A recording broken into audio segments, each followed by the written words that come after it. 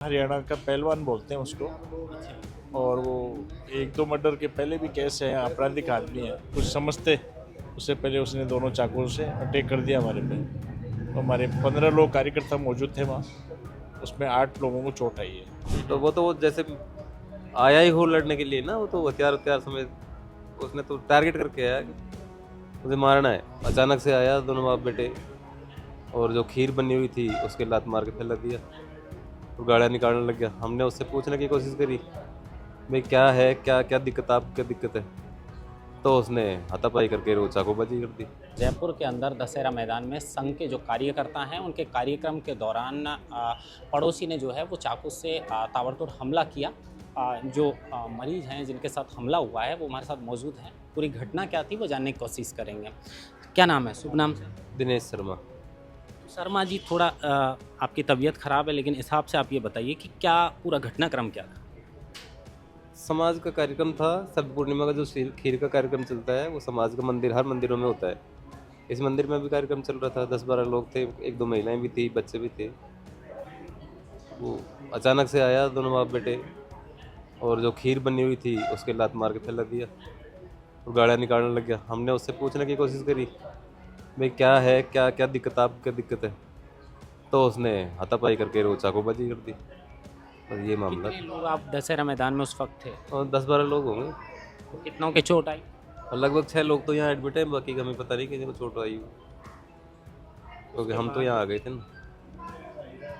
क्या आने के बाद आपको ऐसा उसने हिदायत वगैरह कुछ दी कि किस वजह से ये सब कर रहा है? नहीं नहीं, उसने ऐसा कुछ नहीं। वो तो बोला कि तुम तो ये क्या कर रहे हो यहाँ, ऐसे गाड़ियाँ निकालने कैसी बात करने की कहाँ फुर्सत थी उसको पूछने की। हमने तो जानने की कोशिश करी, भाई तेरे को क्या क्या दिक्कत है, तो वो जैसे आया ही हो लड़ने के लिए ना, वो तो हथियार हथियार समेत उसने तो टारगेट करके आया कि मुझे मारना है।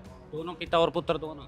दोनों। चलो, दूसरे भी जो हैं जिनके साथ हमला हुआ है वो हमारे साथ मौजूद हैं, उनसे भी हम बातचीत करने की कोशिश करेंगे कि आखिर पूरा जो वाक़या है वो क्या है। मेन बिल्डिंग में दरअसल ये जयपुर के दशहरा मैदान का ये पूरा मामला था। शुभ नाम क्या है? शंकर शर्मा। तो ये हर वर्ष कार्यक्रम होता था या पहली बार ये कार्यक्रम था? नहीं, हर साल होता है कार्यक्रम। तो आप वहाँ पर शांतिपूर्वक कार्यक्रम कर रहे थे और खीर वितरण का कार्यक्रम था। बिल्कुल, पूरी हनुमान घटना एक चालीसा। बार विस्तार से समझें। हनुमान चालीसा का कार्यक्रम कर रहे थे, बैठे थे, और कीर्तन का कार्यक्रम चल रहा था, और खीर का वितरण का कार्यक्रम चल रहा था। अपना जो बड़ा खीर का महत्व तो आप जानते ही हो। और हम जैसे ही कार्यक्रम कर रहे थे अपना भजन कीर्तन, उसी दौरान 2 लोग आए और उनके हाथों में चाकू थे। उन्होंने पहले तो मना किया कि आप यहाँ पर कैसे खीर बनाई, या यहाँ पर आप कैसे हनुमान चालीसा कर रहे हो, कैसे कीर्तन कर रहे हो। तो पहले तो उसने धमकी दी, उसके बाद में हमारे को कुछ समझते उससे पहले उसने दोनों चाकुओं से अटैक कर दिया हमारे पे। तो हमारे 15 लोग कार्यकर्ता मौजूद थे वहाँ, उसमें 8 लोगों को चोट आई है। 8 लोगों को चोट आई है। मेरे भी अपने यहाँ पर बड़ी चोट आई है, 8 स्टिच लगे हैं कम से कम। उस वक्त पकड़ने की कोशिश की उनको? पकड़ने की कोशिश की, अपन हम संभल पाते, कुछ समझ पाते, तो फिर अपने वो किनारा कर लिया था उन्होंने। क्या लग रहा है, क्या मंशा थी आपको? क्या लग रहा है क्यों हमला किया गया? क्या हनुमान चालीसा का पाठ हो रहा था इसलिए किया? नहीं नहीं, वो आपराधिक गतिविधियों में लिप्त है और मंदिर के नज़दीक में रहता है। और नसीब अपने चौधरी हरियाणा का वो पहलवान है, और वो मंदिर में भी अपने कब्जा करना चाहता था। उसकी नीति ये है, उसमें एक मंदिर में कमरा है, उसमें उसने भी उस पर कब्जा कायम कर रखा है। उसकी मंशा थी कि अपने ये लोग धर्म से जुड़े हुए प्रचार प्रसार नहीं करे, और जो कोई करे तो मेरे से पूछ के करे, उसकी ये मंशा थी। तो आप वहाँ से फिर सीधा आपको एसएमएस अस्पताल लाया गया? हाँ हाँ, एसएमएस अस्पताल इमरजेंसी में लाया गया यार। तो ऐसा पिछली वर्ष भी जब आप कार्यक्रम करते थे तो ऐसा कुछ कोई ऐसा कोई था ही नहीं। आरोपी लगा आपको कि नशे में है या कुछ? नशे में, बिल्कुल नशे में था, बैंक ड्रिंक में था, और उसका बेटा भी उसके साथ में था, उसकी धर्मपत्नी भी साथ में थी। यदि मान लो कितने लोग थे वो लगभग? वो 3 लोग थे, और जो खीर जो बनी हुई थी, रखी हुई थी तो प्रसादी के रूप में, उसको पहले उन्होंने ठोकर मारी। अच्छा।